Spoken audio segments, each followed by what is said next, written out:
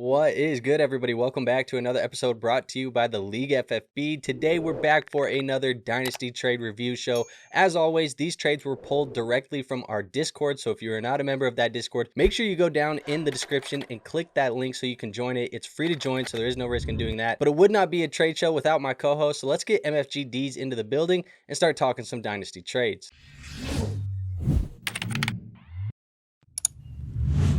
War, how we doing today? What up, though? You got the Fantasy Renegade and the Crown Prince of Dynasty Football back once again for another trade show. Let's do it. There you go, man. All right, so look, we got the 10 trades pulled up. Lots of stuff to get through today. I'm not going to, spend time BSing at the top of the show. Let's just jump right into it. What we got here for our first trade is a 12-team Superflex full PPR and a 1.25 or a 0.25 point per first down. So basically, it's a quarter point per first down. What you get here is Ashton, Jeanty. What you are giving up is TreVeyon, Henderson, and Emeka, Egbuka. So all rookies from this year's class. Obviously, Jeanty was the 101. Henderson kind of falling in the middle, and Egbuka kind of in the middle of the rounds as well. So is this worth it? Moving those two rookies for Jeanty, and I guess which side do you prefer here? Man, I don't prefer either side, to be honest. And let me give you a little more context on that. I just think this trade is way too risky without knowing what you're getting. I mean, there's so many variations of outcomes that can happen in this type of trade. If Jeanty turns out to be a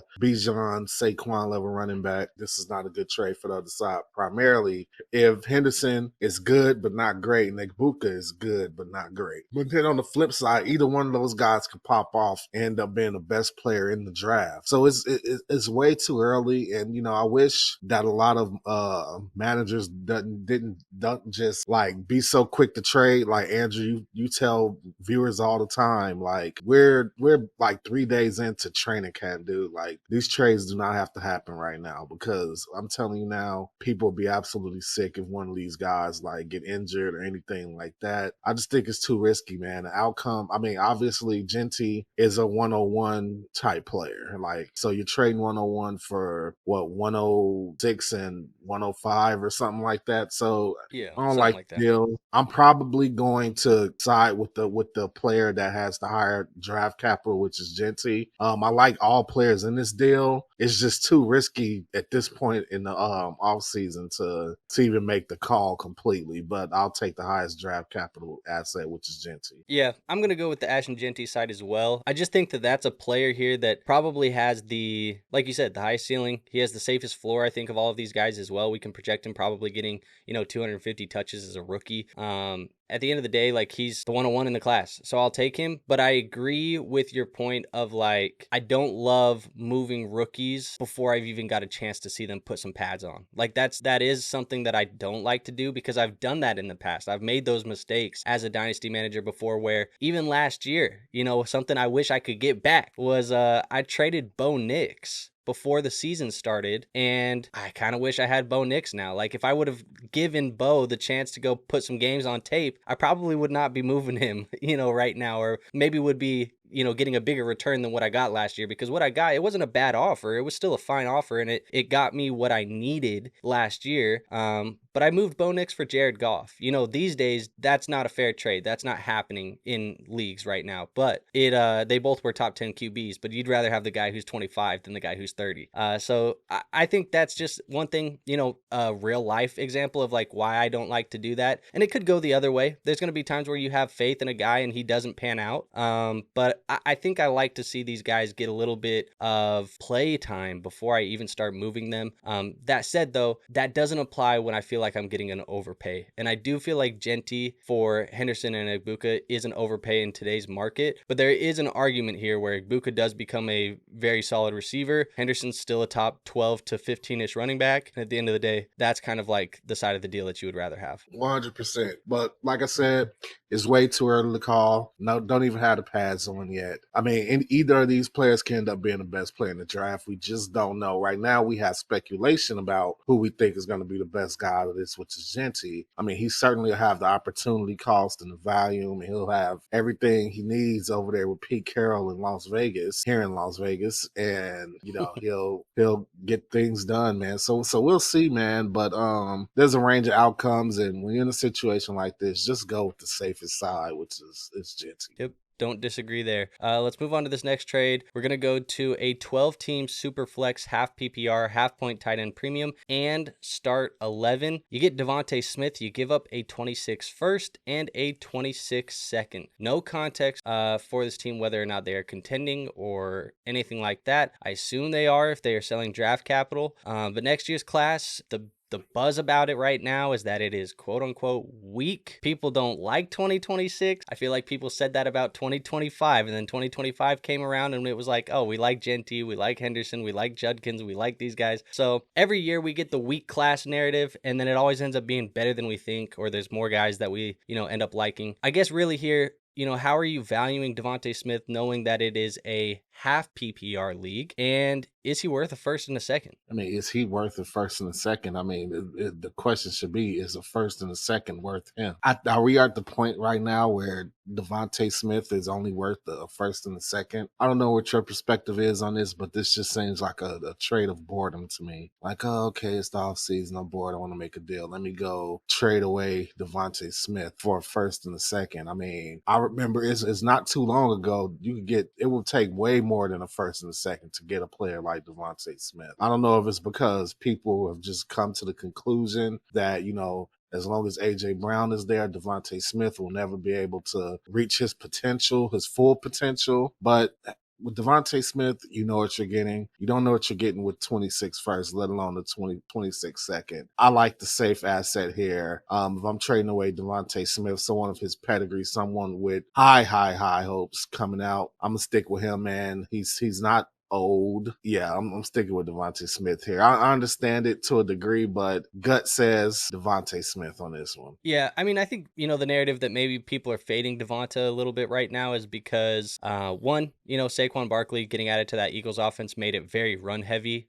They were definitely a run first offense and a pass second. You have A.J. Brown, who obviously kind of is the number one. Devonta Smith is the number two. No matter how talented he is. And then obviously when they're in that red zone within the fives, like things like that, they're doing tush pushes and trying to get Jalen Hurts rushing touchdowns. Like, I think there's enough there that made people nervous where it's like Devonta Smith is super talented, but he's in a situation where he is so streaky and unreliable because the offense isn't throwing the football a ton his way, that it makes people a little bit annoyed. So I think that would just be the narrative for Devonta, but overall, I still do like him for the first and the second. I think this is probably the sweet spot where if it was 2 firsts, I would rather have the 2 first, but if it was 1 first, you'd rather have Devonta still. So I think this is the sweet spot. This is a fair value deal to me. The half PPR makes me a little bit less excited about Devonta because the format's just not as good for wide receivers, but at the end of the day, 12 teams start 11. You got to put a lot of guys in that starting lineup. So give me Devonta Smith here for the draft capital, and you can buy that draft capital back later next year and or just keep Devonta Smith because like you said, he's not an old guy. He's a young guy you can keep on your team for a couple of years. Yeah, absolutely. And you make very good points here. The Eagles do have a multitude of ways where they could score. It's kind of like a pick your poison type of offense. Do you want to go with the stud wide receiver at A.J. Brown? Do you want to go with Saquon? Do you want to do the tush push with Hurts? Or do you want to throw it to Devonta Smith? So I see where you're coming from. I'll see where you're coming from for the half point PPR. That also devalues him a little bit. It's just that I still buy the talent. I think you make a good point about the sweet spot as well. I'm definitely not trading him away for just 1 first. I'm smashing it if it's 2 firsts, as much as I like Devonta. So maybe the second there did do something. I guess if I had a preference, to be honest, I would almost prefer instead of that second back, if there was like a young player that like I could kind of sell myself on with that first, I think I'll be more comfortable with that versus just a second. Yeah, I kind of like doing that too, where it's like you're almost down tiering and getting the first like thrown in. You can put the first in your back pocket. But Yeah. like, what would that be? Like a down tier? Like if it was like Devonta Smith for a first and Rashad Bateman, like is that interesting? Rashad Bateman. He's probably worth a second, right? I mean, that's the way it's trending for sure. It's trending towards Devonta to be Smith and a first with the receiver being Trey Harris. I would be interested in that. I would be interested in, I don't know, you might say this is overpay too. I'd be interested in a first in Jamo. Like if that was on the table, I would probably smash that deal. Yeah, it's probably a little bit hefty, because Jamo's probably flirting with first round in himself type of draft capital. So maybe it's like Devonta in a second for JMO in a first. Maybe that's what gets the deal done. But even then, I think that's fine too. But yeah, I don't mind the down tier. Maybe there's a couple different ways that you could have done it. But I agree with you. If you get another receiver back, a younger receiver that you can kind of still plug into the lineup, and then you're just pocketing that first round pick and using that as ammunition later, either mid season or next year or whatever it may be. I do like that idea as well. So let's move on to the next trade here. The next trade I'm going to is a 10-team super flex, full PBR, tight end premium, and start 10.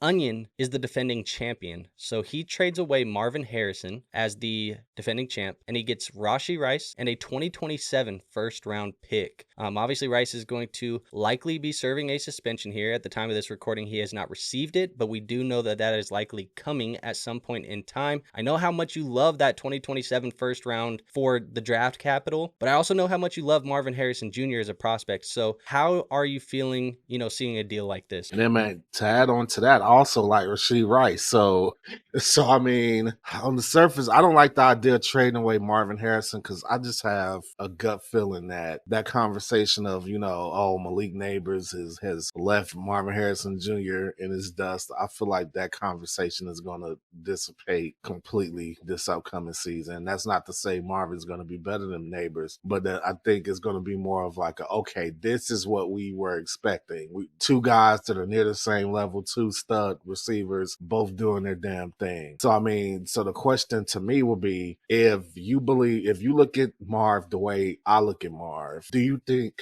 and a good way to gauge it is this, do you think Malik Neighbors for Rashee Rice in the first, a 27 first is enough? Malik Neighbors for Rice and a 27 first? No, I would rather have Malik Neighbors than Rice in the first. Me too. Me too. So when you look at it like that, unless you can guarantee me that 27 first is going to be is the 27. Okay, if you can guarantee me that 27 first is going to be like one of the top 3-4 picks, I'm going with Marvin, man, just because of my devout belief in what he's going to be this upcoming season. So Yeah, as much like both sides, I mean, it might be fair, but if I had to lean one way or the other, I'm going to stick with my original gut that Marvin Harrison Jr. is a generational level wide receiver, and he was just having a good but not great first season. I understand that. I think it's dangerous trying to play the projection game of like, I'm going to try and sell him what I thought his perceived value was. That's dangerous, I think, at times, especially when you're buying at what you thought his perceived value is. So I think that can be risky. However, like you said, you're not buying it at that perceived value because you would have valued that much more than Rice in a first if it was like a Neighbors level prospect, which you believe that Marvin is. So I totally understand the argument. I think when I'm looking at the market value of today, this is probably a fair deal. Rashee Rice and Marvin Harrison Jr., I think it's an interesting conversation because you have, the Rice argument of we saw a sample size there where he was the number one wide receiver for Patrick Mahomes, and he was being used very often in that offense. So that's like the argument for him. There's also the argument, I think, against Rashee Rice, which for whatever reason, it feels like a lot of people are choosing to ignore this offseason as Rashee Rice fans. But there is also the argument of Rashee Rice missed time last year, which allowed Xavier Worthy to get on the football field, take on a larger role, and get more involved into the offense. Hollywood Brown is back on the field this year, which I know we weren't expecting him to be a big part of the offense, but at the end of the day, he's going to take a few targets every single game that were, being funneled to Rashee Rice when it was just him. Kelsey's reportedly healthier, still older, so I'm not baking too much of that into it. Pacheco is healthier, going to be on the football field, so they're probably going to go back to the run game a little bit more than they were at times last year. And if he's suspended, you start off the year now where it's back to just feeding Xavier Worthy the football. Like, how much more time can we get Xavier Worthy with Patrick Mahomes before Xavier Worthy is a real threat in this offense to the production that Rashee Rice was seeing originally? So that's like all the arguments against Rashee. Obviously, Marvin has to take the step forward. He's playing at a heavier weight this year. He said he's playing at 220 instead of playing at 209 where he was last year, put on some muscle. It'll be interesting to see how that pans out in year 2 for Marvin, because I don't believe what happened with Marvin last year was a Marvin Harrison Jr. issue. It was a usage issue but the offensive coordinator has not changed. It's the same offensive coordinator. So is he going to be stuck in his old ways, or is he going to adapt to what didn't work last year and add some new things to hopefully make it work? So there's all of those arguments being considered. That's really the long way here of saying it's probably a fair deal. If I have to pick a side today, I think I'm going with Rice in the first, and that's only because I think it's hedging my bets. Both players have risk. I'll just take the side of the deal that gives me a first round pick in the future that I think I can move for a different player later, or trade or draft a player. So because both players possess risk, I'm going to lean with the side that has the first round pick. But it's a close deal and it's a fair deal. And I also am kind of baking into the fact that it's a 10 team. So, that first round pick, even if it is late, it's still like probably 8, 9, 10 range instead of like 11, 12. That makes sense, man. Guess we go our separate ways on this one. That's fine. Let's move on to the next one, though. We're going to go to a 10-team super flex, full PPR, and tight end premium. Team number 1 is reloading their roster, trying to get younger. And so they moved James Conner and a 26 second round pick. They get Quinshon Judkins and a 2027 fourth round pick. Quinshon still, at the time of this recording, not signed a contract, not reported to camp. It has been reported that Kevin Stefanski and the Cleveland Browns want no parts of the legal side of this at this point in time. They're going to let that figure itself out. And when that figures itself out, they will welcome Quinshon Judkins back to the team and do whatever, needs to be done that way. But for now, they said we want our hands off of this. And Judkins says he's just going to focus on the legal matter before he starts focusing on football. So lots of conversations, I think, that still need to be had about Quinshon Judkins over the next couple of weeks, months, maybe even however long this drags out. I'm not sure. I guess really 2 questions here. And the first question is going to be more of an overall theme of, we recorded an episode last week where there was a lot of Quinshon Judkins trades. Do you feel differently today than you did during that episode, whether that be better today or worse today? And how do you feel about moving off of Judkins for an older running back in James Conner if you're getting a second round pick thrown in on top? I mean, I'm feeling progressively worse. I mean, I still wouldn't do this deal unless it was James Conner in the first, to be honest. Would you re-roll it if it was just Judkins for another first? Like, you spent 1 first round pick on him this year, you just get another first next year. You just re-roll it. No, if I believe in the talent, I don't want to re-roll it. If I have to re-roll it, I need something else in addition to that first. I need the person to pay me to re-roll. To me, it sounds very much like you're a hold, Quinshon Judkins. You're not selling. Yeah, no. I'm a hold, and I'm a buy low right now. I'm also a buy low on Quinshon Judkins. I think I told you. You're sending these types of offers for him, but if somebody sends you this offer, you're just declining and holding. Yeah. Like, I think I told you too earlier this week, which the person I'm trading to still hasn't responded. I sent out an offer Tyrone Tracy and Cam Scatterbo. I was going to call them both Scatterbo again. I don't know why I keep calling them that. Cam Scatterbo for Quinshon Judkins, because I want to buy low on that, and I feel like I know who you're trying to trade that to. Somebody you have some things in common with. What does that mean? You're both Vikings fans. Okay. Oh, wait. Okay, so yeah, I think I know who you're talking about now. Not the guy that I originally had thought. Yeah.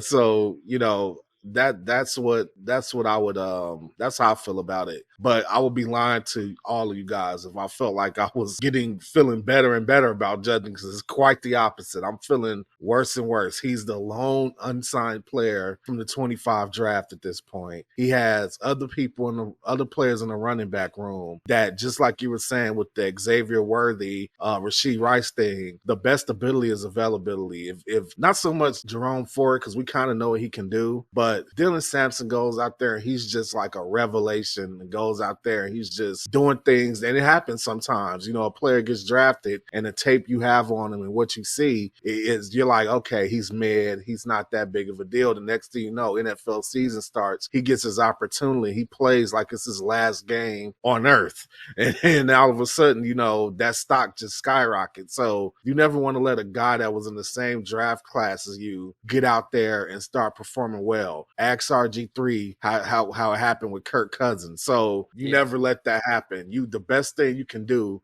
is be there and keep the other guy off the field because you never know what's going to happen. Yeah, I agree. And I think especially for rookies, it is very important. And I'm with you. The further and further we are getting away from the start of training camp and these guys being in the building and these guys being at practice with pads on and working with coaches and teammates and all of that stuff, and Judkins isn't there, that makes it more and more concerning, I think. Because like you said, the best availability or the best ability is going to be availability. And if he's not in the building impressing coaches, obviously he did enough to impress them for them to draft him. But if you're not there when it's time to put pads on and Dylan Sampson's out there running crazy or, whatever it is, it's going to hurt your chances to be impactful immediately as a player. I still believe in the talent of Quinshon Judkins. The off the field stuff is becoming slightly more increasingly worrisome. We haven't really had any new developments in his situation, so I can't say that it's worse because of new developments. It's really just worse because it's lingering, and it looks like it's going to linger into the season. So I'm still buying low if there's opportunities to buy low, but I'm with you. You are holding Quinshon Judkins if you drafted him. I'm okay if you want to re-roll for a future first round pick and make that be a 27 first or a 26 first and hope that, it's a middle of the pack type of first where you're in the 104, 5, 6, 7 range. I'm not opposed to that. If you just want to get out of the risk all entirely, which I don't think it's a bad idea. But for me, if I had him on my rosters, I don't, unfortunately. I guess fortunately now, but I really liked him as a prospect. But I would be holding. I kicked the tires with you on a deal because you have Judkins in a league and I have Dylan Sampson and Jerome Ford. So I tried kicking the tires with you and just saying like, hey, let me throw you Chuba, Sampson, and Jerome Ford, and you give me Kyron Williams. And it sparked negotiations for us a little bit, but I also tried to play that trick on you where I sent you the screenshot with no names. You said it was a good one? Yeah, okay, folks. Let me tell you guys what I did. I sent this man a screenshot with no names. Basically, it looked like this one where it says Sleeper Team 1, Sleeper Team 2. And I sent him a screenshot and I said, what side would you pick on this deal? And he told me, I think I'd go the Chuba side. And I said, okay, well, let's do it then. I sent it. And then I sent it to him in our league. And he said, I didn't say I would do it. I said I would take that side. So I said, hold on now.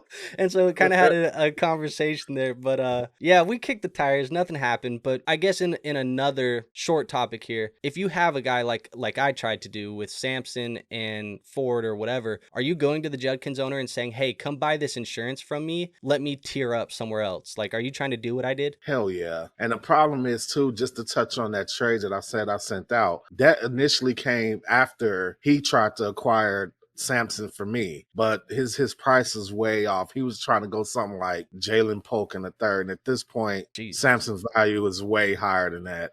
You're gonna have to pay a lot more to get Dylan Sampson at this point. You're better off giving me Quinshon Judkins than that. Yeah. But yeah, absolutely. If you have the opportunity to get like premium assets in return for like a package of Jerome Ford and Dylan Sampson, I'm absolutely trying to take advantage of that. Yeah, I think for me personally, just what I have seen is if you're trying to sell Sampson alone as a standalone piece, nothing ever feels like it's enough because there is enough uncertainty with Judkins where it's like Sampson has enough upside where I can paint a picture of him getting touches. So if you're trying to sell him alone, nothing ever makes me want to pull the trigger.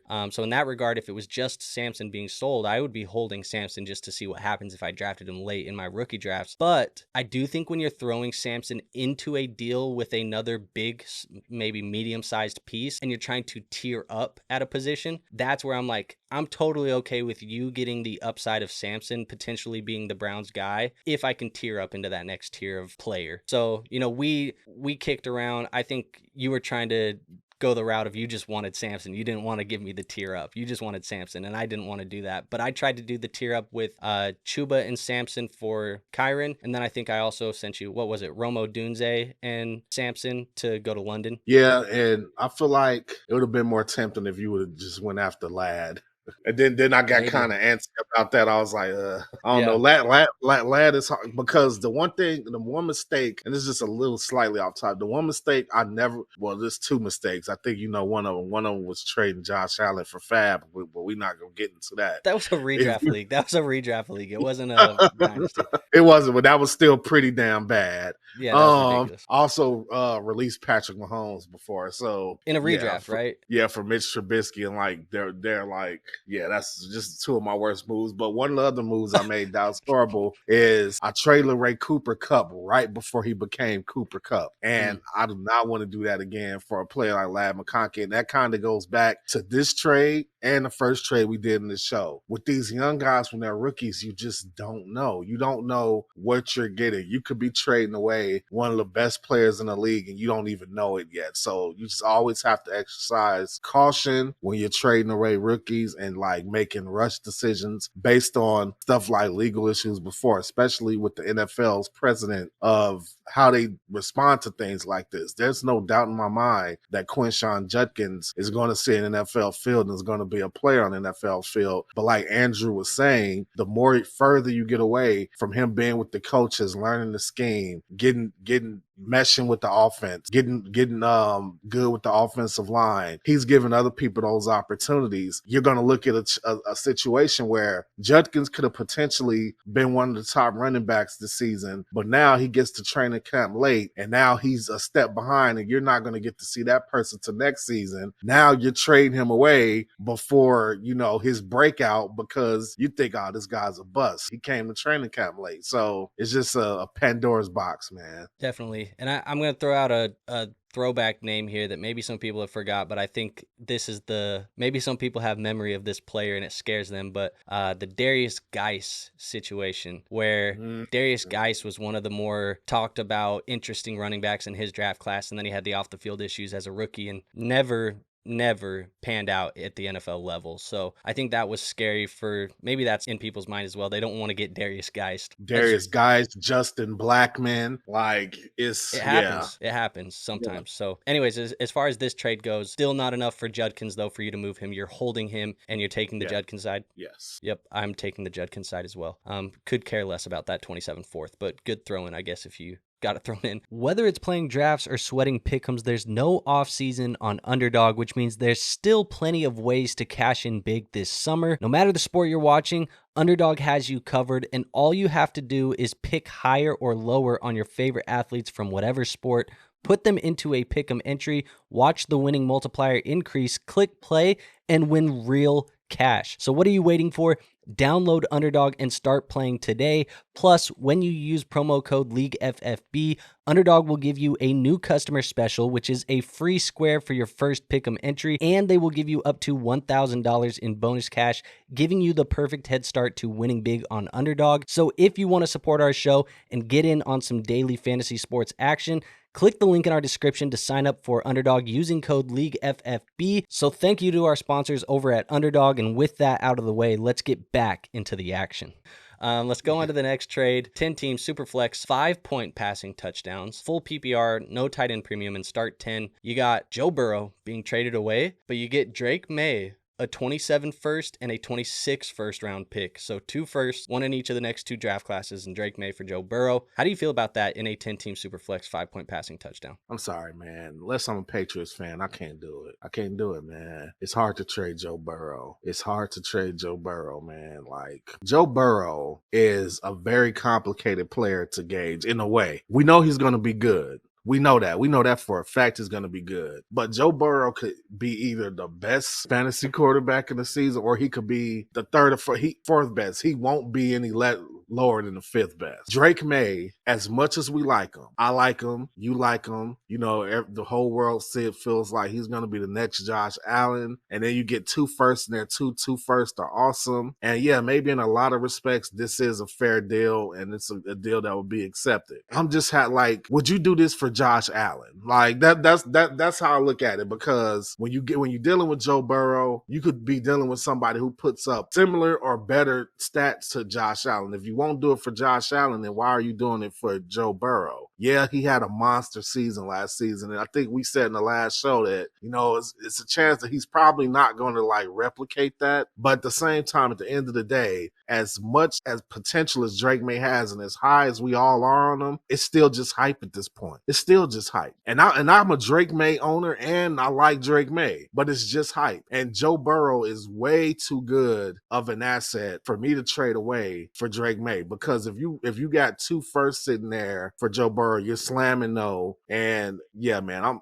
I'm going to Joe Burrow's side. This isn't a bad offer. I'll respectfully decline this offer because I'm just that high on Joe Burrow. Yeah, I think it comes down for me in a couple different things. The fact that it is a 10-team league, start 10, I lean towards wanting to consolidate and have the superstars. So having Joe Burrow, that I'm kind of already leaning there just based off the league's size. When it comes to context, if you're rebuilding, I'm all okay with you going Drake Maye in the 2 first. If you're rebuilding, but we don't have that context, so I'm going to assume that you are contending or at least trying to be competitive, which would lead me to wanting Joe Burrow. When I look at Drake Maye's season last year, lots of upside I think we see out of him. We see the potential of Drake Maye, but you're right in the aspect of we still need to see him become an elite fantasy football asset, because last year in the starts that he had 4 finishes as a top 12 quarterback. And I guess if you're in a 10 team, you would need him to be a top 10 to be a QB1, which I think he only had 3 top 10 finishes last year as a rookie. Now you hope that the offense improves, better play calling, things like that, sure. But Joe Burrow's kind of in the situation where it's still the same situation. Bad defense there. They're going to be in shootouts. They're going to be throwing the football a ton. T. Higgins re-signed. Jamar Chase re-signed. Mike Gesicki still there. Chase Brown still there. Everything's the same for Burrow. So even though the efficiencies and some of the regression can happen with Burrow, last year, 1, 2, 3, 4, 5, 6, 7, 8, 9, 10 top 10 finishes at the quarterback position. 1, 2, 3, 4, 5, 6. 6 of those 10 were top 3 at the position. So this is a player who is just dominant. So I'm going to go Joe Burrow. And I don't dislike the process. I don't dislike the deal entirely, but it's just, I think you have to be rebuilding to accept a deal like this, or you have to firmly believe that Drake Maye is going to take a massive step into that upper stratosphere of quarterback, and then you're going to get, similar top 10-ish production and then get the first round picks thrown in on top as the cherry on top. So that's kind of just the way that I would look at it. But 10 team, I want the superstars, and Joe Burrow's the superstar, plus it's the 5-point passing touchdown. So it's not diminishing any rushing upside that Drake Maye has, but it is helping balance the level here where rushing isn't super overpowered because you are getting the extra point for the passing touchdowns as well. So that does help kind of balance it a tiny bit. Yeah, absolutely. And just to touch on your point, if this team did provide the context that they're rebuilding, let me ask you this. Joe Burrow, if you just had to put a number on, if you were forced to put a number on it, how many years of high-level top quarterback play do you think Joe Burrow had? Define high level for me. Like a top 10 fantasy quarterback? Yes. I think Burrow can give us at least 5 more. At least 5 more. Probably 5. I would say 5 because going way too far out into the future just feels too risky. So I'm going to say, I can confidently say 3 to 5 years, I'm getting Joe Burrow top 10 numbers most years that he's healthy. So here's my question. If you're rebuilding, are you sure that you can't still rebuild with Joe Burrow on your roster? The only thing that I would say is he's going to score me so many points during my rebuild that it's going to hurt my draft picks. So I wouldn't want him on my rebuilding roster. Is there a chance that he's still relevant when I'm out of my rebuild? Absolutely. But I can sell him and buy him back when I want to contend, because he's going to score so many points on my roster that my chances at the 101 are going to be smaller if he's playing in my lineup. That's true. And I also noticed that this person traded. Well, see, okay, so in the context of this deal, this person isn't receiving. He has his own pick. I'm assuming he has his own pick. Let me not get too over my skis. We don't have that context either. I'm assuming he has his own pick. So even the picks he's getting back, though, the other players' pick. So Joe Burrow scoring points on his roster won't affect those. It'll affect his pick if he has it. But I don't know, man. This is a fair offer. I don't know if I'd do it. Trading Joe Burrow, I don't know, man. Yeah. I don't know. Like I said, I think if you're rebuilding, give me the Maye side, because I'll just pocket that, take the upside, and then have the first round picks. Any other way you cut it, if you're not rebuilding, give me Joe Burrow. And I just think that side probably has a better chance. At the end of the day, it's not a bad offer. I'm looking at it, I'm like, damn, this is a good offer for Joe Burrow. I just want the Burrow side. Yeah. All right, let's go to the next trade here. The trade that I got is a 12-team, 1 quarterback, full PPR, tight end premium, and start 10. The context I got was I'm very high on Omarion Hampton. So they traded they traded T. Higgins and Kyron Williams. They received the 102, which is what they are going to use on Omarion Hampton, the 302 and Chuba Hubbard. So I got to ask you, 12-team, 1 quarterback, is Omarion Hampton and Chuba Hubbard and a early 3rd round pick worth T. Higgins and Kyron Williams? Oh, man. I don't know what I dislike more. That it's 12 teams or that there's one quarterback. Like like both of those are just it's just like a caveman setup. Let's see here. On the surface, I like Chuba Hubbard 102 and the third round pick. I can't tell you if Chuba Hubbard is gonna be as good as Kyron Williams. I can't tell you that. In fact, I'm sure he's not. But Chuba Hubbard, I think people need to remember he wasn't a slouch last season. Like Chuba Hubbard put on the show last season. He was carrying that offense until Bryce Young was also able to assist him in carrying that offense. So I mean, it's not like you're losing all your production by swapping out Chuba Hubbard for Kyron Williams. I mean, I guess you could even go as far as to say maybe not. That third makes up that difference. I think it may be more like a second, and Chuba Hubbard for Kyron Williams will probably be more apropos. But the first for T. Higgins, though, that's a smash.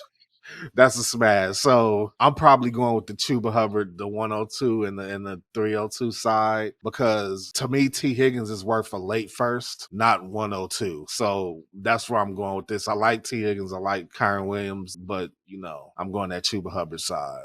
I feel like the value's there. Yeah, I mean, look, I like Kyron Williams a lot too. I like T. Higgins, and that side is very enticing if I'm a contending roster to move off of my rookie pick. But I like that 102 and Hampton side just a little bit more. I think I get a higher ceiling player. I think Hampton has the highest ceiling of all of these players, and I also think he's probably the most valuable in market of all of these players at the moment. So I don't mind that. I don't love Chuba Hubbard right now. I think he's going to be fine. Like, he's probably going to give us somewhat similar numbers to what he did last year, but he just kind of feels like a short-term asset that's going to give you some production for a year or two, and it is what it is. Like, I think people were worried about Jonathan Brooks. Obviously, that is not a factor at all anymore. They brought in Rico Dowdle and Trevor Etienne. So, are you too worried about the competition? Probably not. It's still Chuba's backfield. They paid him, but I'd probably be trying to look to move Chuba now that I have Hampton on the roster, unless you need the other running back. But if I could move Chuba cross positionally for a wide receiver, that's probably the secondary move that I would do. Love the Higgins and Kyron Williams side. Like I said, it's not a bad offer or a bad side, but I think Hampton just has the most value in this deal, so I'm going to lean with him. Yeah, I'm in the same boat. There's just too much value with that 102 in this deal. And I mean, most people would easily, a lot of people honestly move T. Higgins and Kyron Williams for 102 if they got rookie fever.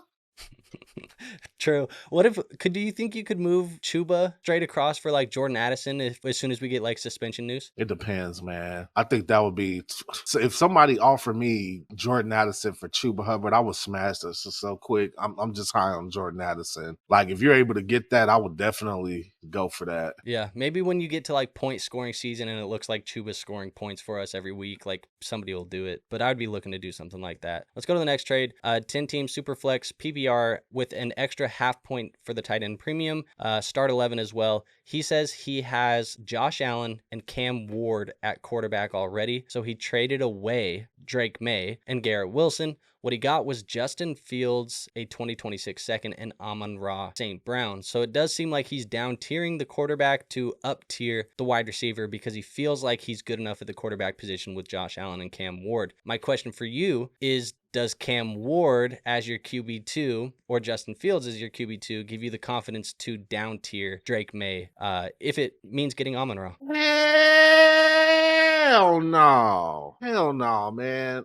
I wanted to interrupt you so bad, man. I wish I would. Look, imagine, and this, look, brother, I don't want to piss you off, but imagine feeling like Cam Ward was adequate enough to man your super flex position. I'm sorry, man. I'm not putting that, and it's not Cam Ward's fault. I'm not putting that on Cam Ward in his rookie season. I'm not doing that. I don't care how Cam Ward isn't the level of talent that I will feel comfortable just lock and loaded, putting him in my super flex spot every week as a rookie. I don't think he's that kind of player. I think he's a guy that maybe like in year 2, he could start, once he develops some more, he could start to do that. But right now, I have some slight concerns about the same way I have with Anthony Richardson. I think Cam Ward is going to be better than Anthony Richardson. Don't hear what I'm not saying. To steal Andrew's catchphrase. Don't hear what I'm not saying. I do think Cam Ward is going to be very much better than Anthony Richardson. But I also don't want to see the mistake repeated that was done with Anthony Richardson. And we're crowning him, this player that's going to do all these things just right off bat. I get that they're different quarterbacks as well. I don't think Cam Ward lives and dies by just athleticism alone. I don't think that's him. I think Anthony Richardson is pretty one-dimensional, to be honest. But just going back to my point, I don't think that he's someone I would feel comfortable putting in that super. Look, let me just cut this shit short. I'm not downgrading from Drake Maye to start Cam Ward every week. It's simple as that. Like, you got Justin Fields. Justin Fields could be a cheat code. It's not a cheat code I want to depend on in Dynasty. I tried in redraft, not Dynasty. And then you up tearing the Amon-Ra. That's great. I love Amon-Ra, but I'm sorry, that Garrett Wilson Drake Maye side just has more value to me. And I hate the idea of trading away Amon-Ra. I just see the other side is more value. Justin Fields. Please. I'm going to give you as simple of a thought process here as I can. The way that I am viewing this deal, excluding the second round pick, I understand you're getting a 26 second, which has value. But when I'm looking at the players, Garrett Wilson is maybe a tier or two tiers max less than Amon-Ra, but it's probably a tier. A tier, yeah. Drake Maye is probably 3 or 4 tiers above Justin Fields as a dynasty asset right now. Do I agree with that entirely? I don't know. It depends on how you feel about Justin Fields, but the market right now has Drake Maye significantly higher than Justin Fields. So I think where you lose the deal is at the quarterback downgrade. You probably needed somebody better. Like, let me throw another name in here, War, and you tell me how you feel about the name if it was subbed in. What if it was, instead of Justin Fields, we're talking about Purdy? It's Purdy and Amon-Ra for Garrett Wilson. Purdy, Amon-Ra in a second for Garrett Wilson and Drake Maye. Production-wise, it works. I don't know if value-wise it works. JJ McCarthy. I'm probably doing that. T-Law. I am that.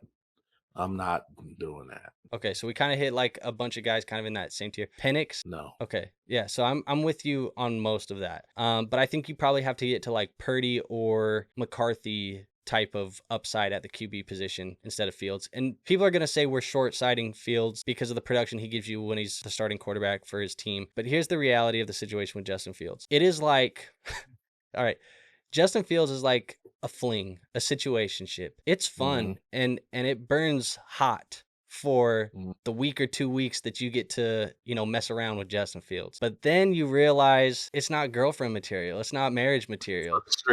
For the streets.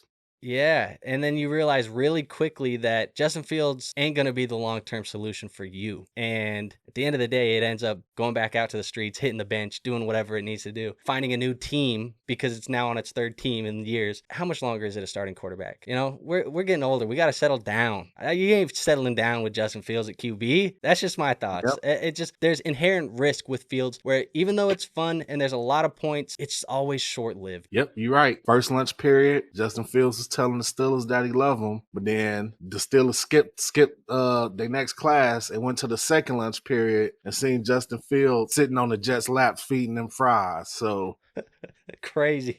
For the streets, man. Look, I've seen Justin Fields up close as a Bears fan. I can tell you what he is and what he is not. On those big rushing games, Justin Fields is going to feel like one of the best players in the NFL. When he comes across a team that shuts that shit down and he got to step in that pocket and throw that ball, you're going to get some very pedestrian numbers. And that's just the way it is. That's just the way it is. So if you comfortable with Cam Ward as a rookie and Justin Fields as your, super flex, more power to you. I'm sticking with Drake Maye. Final question here, because I am going the Maye and Wilson side as well. Confidence meter 1 through 10, 1 being the lowest amount of confidence, not likely to happen, 10 being 100% confidence. Justin Fields is the New York Jets starter in 2026, a year from now. 50-50 chance he's the starter. Because I'll say this, I've said what I just said about Fields, but I also say this. I still haven't seen a team structured around Justin Fields that plays his best strengths. I don't know why. I've always said that if I was the coach of a team that Justin Fields was on, my offense would be heavily geared towards running the ball. That would be like one of the key like schemes that I'm playing, like a lot like Lamar Jackson. And then I would gradually see if he can make those big throws here and there until it becomes more of a regularity. But I would lean heavily on his legs. I don't know why the Bears didn't do it. The Bears didn't lean heavily on Justin Fields' legs. They let Justin Fields run when he was able to, but there wasn't necessarily many plays designed for him to just be out there running. And I don't think the Steelers did that either. The Steelers just seemed like they were just so eager to get back to Russ. So if the Jets come into this thing and they actually built the offense around Justin Fields and let him use his legs, then they have a chance. I really hope Brett doesn't hear this because I don't want him to be smiling and shit. They have a chance to actually win some games. Justin Fields could be their starter until that shit stops working. But if they go in and they're like, no, Justin, we don't want you to get hurt, which he already has. We don't want you to get hurt. Play with this structure and things like that, then we're going to get the same shit we got from the Steelers and the Bears. So we'll see. Yeah, 50, we'll see. 50. We'll see. I kind of agree with you there as like could be, could not. Really can't tell you. I think it just comes down to how many games the Jets win, and I'll be real with you, I don't think it's going to be many. So let's go on to this trade here. I think we have two more, so we'll try and speed through these because we're approaching the hour mark. Still give them the attention they deserve, but 12-team Superflex, full PPR, tight end premium, and start 10. Jay Fowler trades away Marvin Harrison Jr., the 106, and Tank Bigsby. He receives the 101 in Ashton, Jeanty, a 2026 second-round pick, and a 2027 fourth-round pick. So really, the question here, War, is Marvin Harrison in the 106 and Tank Bigsby worth the 101 in this second-round pick? Because I'm not even caring about the fourth. I mean, are we caring about Tank Bigsby? Not really. I mean, but is he worth? Because I wanted to take Bigsby and the fourth and just put them to the side, just focus on 101 I think and that Bigsby second. is worth more than the fourth, but I'm okay with us just pulling them out. Like it's the factor of them being involved in this deal is really small, so I'm okay taking them out. He's probably closer to like a late second, probably early third. In a 12-team league. So let's just cut him. Let's cut him out. It's Marvin Harrison in the 106 for the 101 Ashton Jeanty in the 26 second. Which side? I'm taking Marvin Harrison in the 106 for over Ashton in the second because you guys know how I feel. I take a generational wide receiver over a generational running back. That's just how I'm wired, especially full PPR. Yeah, I'm taking Marvin Harrison Jr. in that 106. You're going down 5 spot. You're getting Marvin Harrison Jr. and he far outweighs that second round pick. So that's where I'm at with that. Yep, I agree with you. I would rather have Marvin and Henderson or Marvin and Tet McMillan or Marvin and Travis Hunter. I would rather have a combination of those guys versus Jeanty and 2026's second round pick of who knows who at this point in time. Like I would just much rather have that. Jeanty, no argument I think at this point in time that he is probably the most valuable of the assets, probably the highest rated asset in rankings at the moment. But we both project a year 2 breakout from Marvin. And like I said, that 106, you're still getting a good player in Henderson, McMillan, Hunter. Even if like people fade QB and you land like a Cam Ward, like I'd rather have Cam Ward and Marvin Harrison than I would Jeanty. So that's just the way I'd cut it. Still love Jeanty as a dynasty asset, but yeah, there's more value on the Harrison in the first. Bingo, I'm right there with you. Go to this trade here. 12-team Superflex, half PPR, and tight end premium. We got JJ McCarthy, Xavier Legette, and a 26 fourth-round pick being received for CJ Stroud, Trey Tucker, and a 26 third. So we basically Stroud. It's McCarthy versus Stroud. How do you feel about that? And then is Legette enough? If you value McCarthy less than Stroud, is Legette enough to make up the difference? I honestly think this. No, man, I'm just completely eliminating everything else besides McCarthy and Stroud. Legette, cool, whatever. We'll see. Because I don't think those other assets will play a big. If me and you were making this trade, I don't think those other assets will be things that will like hamstring us from making a deal. It will ultimately come down to our matter of opinion, really, on A, was CJ Stroud's poor season an aberration, and B, how much do we believe Kevin O'Connell can get JJ McCarthy to be the player that people think he can? I think we both, honestly, I'll be completely honest here, Andrew. I don't know how you feel about it, but but I think that I have more confidence in Kevin O'Connell having JJ McCarthy up to speed and playing, legit NFL quarterback than I have a CJ Stroud bouncing back. There has been no evidence whatsoever of anything that happened this offseason besides them getting Jaden Higgins that would suggest that CJ Stroud has a reason to bounce back from last offseason. Yes, I get that they got rid of the offensive coordinator, which at one point was considered on the same level as Ben Johnson, but their offensive line is still completely decimated. And honestly, that doesn't help a guy trying to bounce back. So if we're going McCarthy for Stroud, man, honestly, it's going to sound nuts, man, and people are going to say whatever they got to say, but I'm going McCarthy. Yeah, I mean, I don't disagree with a lot of that. I'm going to McCarthy and the Leggett side as well. I just think it's close enough that I think Leggett is an upgrade to whatever Trey Tucker is for your lineup, sure. But it really comes down to McCarthy versus Stroud. And what offense do I have more confidence in being a high-scoring, fantasy football-friendly offense? It's going to be the Minnesota Vikings with Jefferson and Addison and Hawkinson and Kevin O'Connell. Like, the better offensive line by far. If you look at, like, any offensive line rankings in the NFL projected for 2025, the Minnesota Vikings are going to pop up in, like, the top 5 to 7 teams in offensive line rankings next year. They've built a fortress in front of McCarthy, and he is set up to succeed. It really comes down to one thing, and this is exactly what you want out of a quarterback, is it's going to come down to JJ McCarthy. Is he talented? That's going to be the question there, right? Like, everything around him is perfect. Quarterback, coach, head coach, offensive lines, weapons, everything is perfect. Is McCarthy talented enough? That is the question. And I think he is. So I'm going to go JJ McCarthy and Leggett here. It's no knock on Stroud. I still think Stroud is a desirable dynasty asset, but I think he's more so a QB2 than he is a QB1. And that's not bad, but if you're just betting on QB2s, McCarthy can also be a QB2 pretty easily, but I think he has QB1 upside because when you look at the last couple of years of Kevin O'Connell and who he's put at quarterback, just to give you a reference, they've averaged the quarterback 8 in fantasy football. The quarterbacks that have been under Kevin O'Connell, they've averaged a top 8 fantasy football quarterback. And the quarterbacks that he had were Kirk Cousins, Joshua Dobbs, Sam Darnold, Nick Mullins. Those are the guys that average top 8. It's not just Kirk Cousins who did that. It's not just Sam Darnold, who was a reclamation project. It's even backup guys in Mullins and Dobbs who are fantasy football relevant in this offense. If McCarthy is anything close to advertised, he should be pretty close to those guys as well as a top 8 to 12-ish quarterback in fantasy. Yeah. Kevin O'Connell, performance enhancer. We all know about it, talk about it almost every episode. And it's just crazy to me, man. Andrew, isn't it crazy that at one point, CJ Stroud was legitimately probably the third most valuable fantasy asset. Like, man, now looking at him as a quarterback too, that's crazy and sad. That's why I said, man, NFL, life comes at you fast. And I get it, man. People say, oh yeah, MFGDs. I use both names here. You hating on Jaden Daniels, things like that. Like, the thing is, I've already seen like this happen. Doesn't mean that the same thing's gonna happen to Jaden Daniels, but when NFL gets a year of tape on you, you don't know how that player is going to respond until he responds to it. So we'll see. And this is going to be my last thing that I'm going to throw in there because I feel like it's been enough of me talking about JJ McCarthy over the last couple of days. Even Garrett at Dynasty Nerds was talking to me about JJ McCarthy the other day, and I got on my tangent. I have tried to be totally transparent here with people. I've pumped the brakes on McCarthy in my rankings videos and things like that out of fear of looking like a homer. I'm done with that shit, man. I'm done with that shit. Lean into it, baby. Lean into it.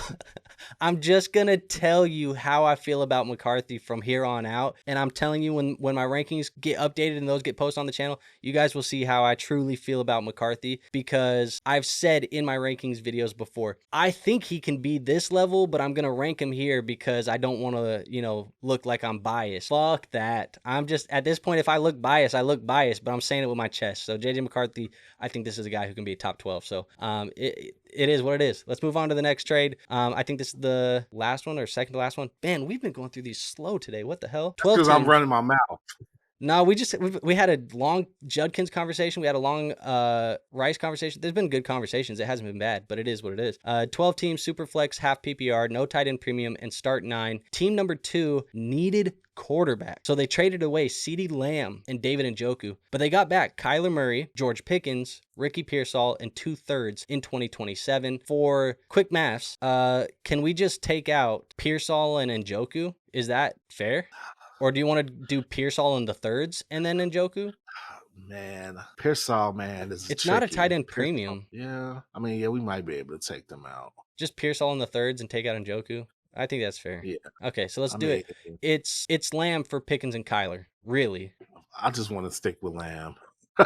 I'm gonna be honest, man. I think I just need to go with Lamb and just leave it at that, bro, because I like Kyler, but Lamb is still an elite wide receiver. He's definitely the most valuable player in this draft. And when I look at that entire side, it doesn't feel like it's enough. It doesn't feel like it's enough. I don't know why, but I would lean the Lamb side, honestly. Yeah. I mean, it's one of those things where it's like you're getting 5 assets for your 2. If you consolidated 3 of those assets, so it was just 3 for 2, you're feeling a lot better. So if Pearsall and the 2/3 were, consolidated into something else, I don't really know what that would be at this point in time. But say it was like, I don't think it's enough for him. I'm trying to think of a name here. Like, what if it's Devonta Adams instead of Pearsall in the thirds? Devonta Adams? Yeah. Older guy, probably not worth a ton in dynasty value, but still going to be productive. It still doesn't feel right. Yeah. It still doesn't feel right, man. Because you have Lamb ahead of Amon-Ra, right? Yeah. I mean, I have Lamb as my wide receiver 4 in my dynasty rankings. And after the Justin Jefferson hamstring news that happened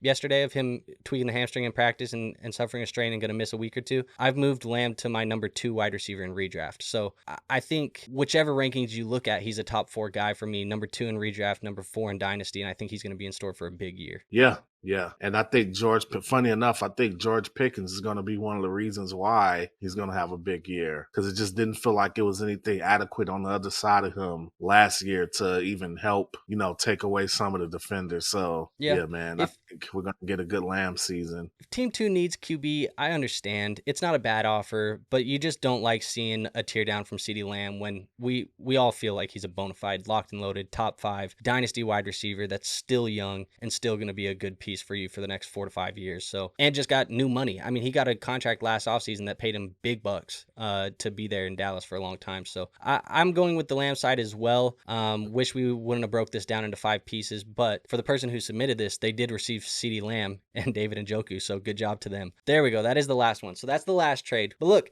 that is it, folks. 10 trades submitted in our Discord. Appreciate everybody who submitted something into there for us to review. As always, that is free to join. So if you go into our Discord, find the Dynasty Trade Review channel, submit those with some context and a nice clean screenshot that shows both people accepted. If you don't do that, if you don't provide context or you don't provide both parties being accepted with a good screenshot, I'm not putting it on the show. That's just the way it is. We get enough submissions now, thankful to you guys, but we get enough submissions now that, like, if I got to go digging for context just to review your trade, there's enough people in there that are providing context that I'll just take one of their deals. So that's just the way it is. If you like today's show, if you're a fan of the trade shows and things like that, you want to support the channel, hit the like button, hit the subscribe button. Very, very rapidly approaching 6,000 subs.